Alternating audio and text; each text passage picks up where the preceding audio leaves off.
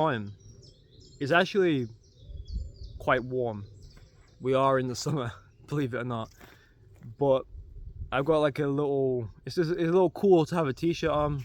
This British summer has been a little pathetic again. So I've got this sort of like light jacket, but if it rains, it's gonna get ruined. So I've just put my normal jacket on, and I would take it off.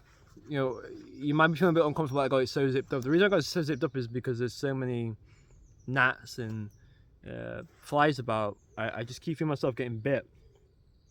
I've got a few, I don't know if you can see, a few little bites there. So yeah, I'm trying to keep myself covered. I need some bug spray. Today I want to talk about something what I've noticed as of, well, it's something what's been happening for a decade now, and as long as the internet's been around, as long as maybe what am I talking about, as long as media's been around, this has been a kind of a problem, and it's that it's not just people throw rocks at professional journalism and professional media sources. It's anybody who has a media outlet. There's this problem that there can be you might know what I'm talking about. If you're English, you might exactly know the exact case I'm talking about now. For obvious reasons, I'm not going to name it. But there'll be a case in the world. There'll be a murder, or somebody's gone missing, or maybe someone defines our expectations, and we're all kind of shocked by it.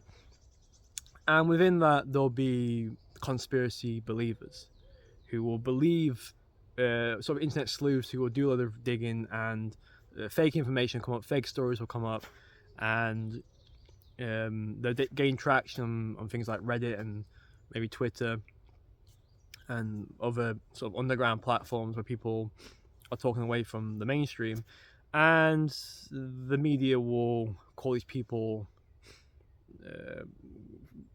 basically fruitcakes, and within 2 weeks, a lot of these people are proved to be right.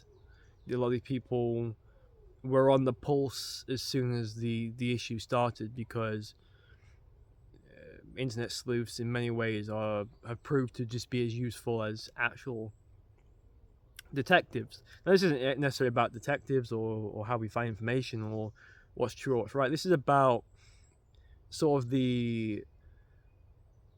this war of information where every single news source is crashing against one another. And what happens is, when somebody feels they have the pulse of a fact, or when somebody feels they're on a path to successfully uncover the truth, then they're right.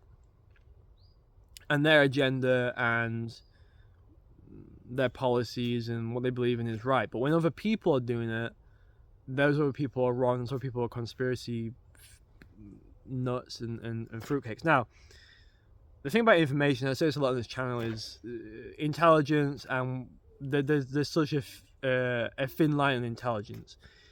Not intelligence, there's such a thin line on information in a whole, and how we critique things and how we view things. I always use the example of film.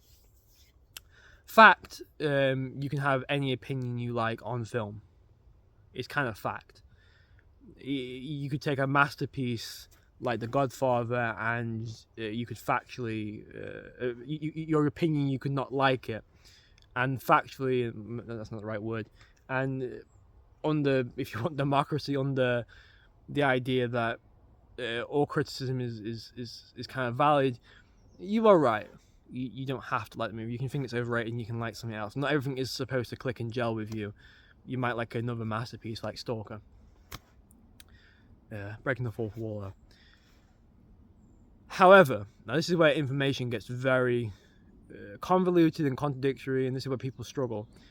I think it's kind of fact that criticism is a real thing in film, that there are such things as masterpieces. I think there are reasons why The Godfather is better than a B-horror movie.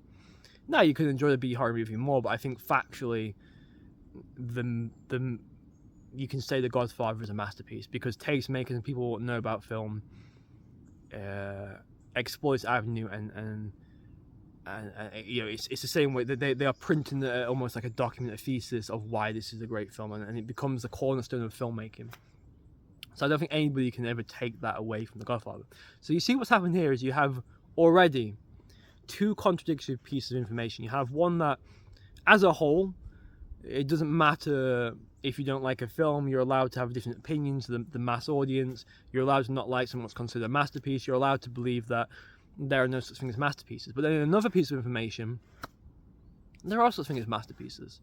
And film criticism is a real thing, and film criticism is important. And I think both of them are accurate, are true. And I think the film criticism exists within sort of the swirling vortex. And I think the way out of it is, maybe vortex is the wrong way, I think the way out of it is, if you don't like The Godfather, then you should at least admit its power in cinema. So if we talk about now how we attain information and what information is and how information is perceived, there are a lot of conspiracy theories what are absolutely baffling and ridiculous, and they should be dismissed. But there also are a lot of conspiracy theories what maybe are not true at first, but they have some merit, or they have some seed of truth in them. So the problem is how we actually decipher what's right and what's wrong. Just pulling some thread from my coat. And this is what challenges the world. This is what challenges people. And I'm not saying I'm any better, but I do think I have good critical thinking skills, and I do think I'm able to allow two pieces of information to sort of, so say if there's a case and a murder case or whatever, and there is the facts that were given to you, you're allowed to take the facts, and then you're allowed to critically think outside the box, and you don't rule anything out. And some of that may seem like a conspiracy theory, and I think the professional thing to do, and I think the honest thing to do, and the logical thing to do is, when a piece of information comes up what challenges that, what makes that conspiracy ridiculous, you then dismiss the conspiracy. But the problem people have is people work, and they have they find information, they follow information with emotions. That's the problem, isn't it? That when people do believe in a conspiracy, and when they have been proved wrong, they will double down when they are tasked, because it's not about the information itself, it is about being right. And sometimes I do this myself a lot in my life. I feel so strongly about something, and sometimes I'm not even able to explain what it is I'm trying to get across. It can be one of these videos. I just feel like I'm not able to get across to you guys what it is I'm trying to explain. But it's something what I feel. And when you feel something, it's very hard to back down. But what's happened at the moment, and it's kind of how hate works in the same way as how perception works, is everybody is... You see it in the fact, like, you can say one thing and people can throw stones at you in crazy ways. I've seen we'll just talk about the left wing in the sense that they're usually predominantly the people what are anti-racist, which isn't exactly true, but I've seen two left wingers who are extreme left wing, if you like, calling each other racist. And I think and the conversation wasn't even about race. They just used it as a mechanism to take the other person out. And I think that's what's so fascinating about what is happening right now with the internet, with the melting pot, with all the information we're taking in. It's basically just if you look at these new channels, it's people just talking. Everybody's just talking at each other. Everybody's just trying to get their point across. Everybody comes to their own conclusion.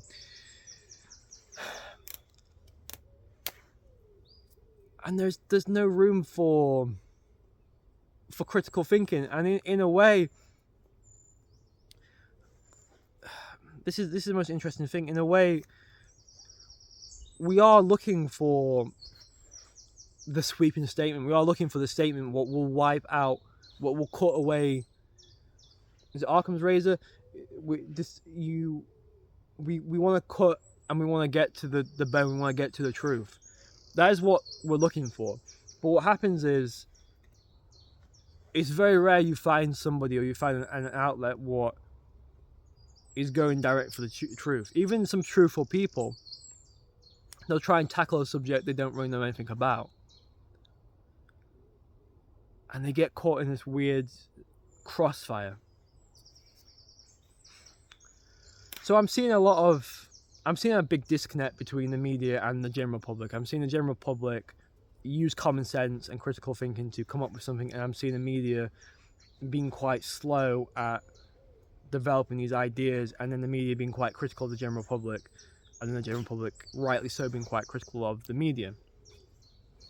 And I also see it in everyday life as well. I see it in friendship groups. I see it trickle down.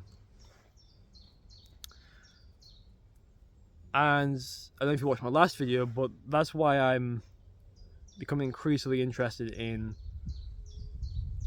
the best voice is maybe not to speak and just to have actions. But then again, within that, we need people to stand up who are going to stand for honesty and critical thinking. Because critical thinking is the most, I think it is really, and always has been, one of the most important tools we can ever have. The idea to look within ourselves, to see our own flaws, to see other people's flaws, to question everything, but to also not question everything. Not everything is a conspiracy, but some things might be. To look at our life and to, many people, if you look at a lot of issues are caused out of people following patterns. They have children, they buy an expensive car, they get a mortgage, they do this, and there's nothing wrong with this, and this isn't the criticism. The criticism is in the fact they have followed something what isn't their ideology, they followed something what's not a dream, they followed something what's already laid out for them, and because they've seen everybody else do it, they've gone for that because they think it will give them fulfillment, and now they're deeply unhappy because from the very beginning they were unable to critically think of, I'm going to try this job, wait, I'm doing this job but I don't really like it, or do I really want to get married this young, do I really want to have a child this young?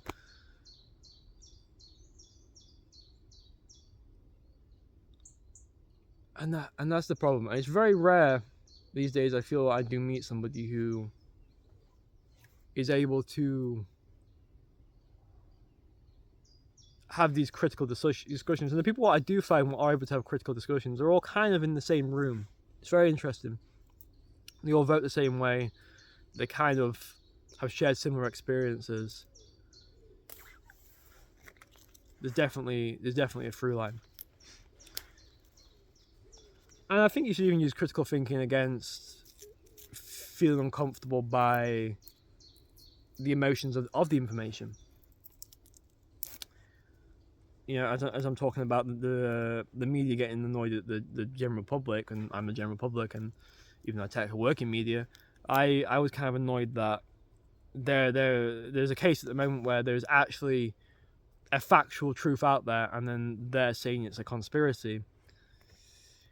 And then they're calling the public conspiracy nuts for believing it, and that kind of annoyed me because it's a weird world to live in, isn't it? It's a weird world where the honesty and facts are not the truth of what, the center of the information being given isn't truthful. It's not honest, and that's quite worrying. But then we use critical thinking to get out of that. We remove our emotion. We think the reason why these journalists and the media is because they want their own say. They want to be the person to come across the facts. And until they're presented the evidence, they're not going to believe it.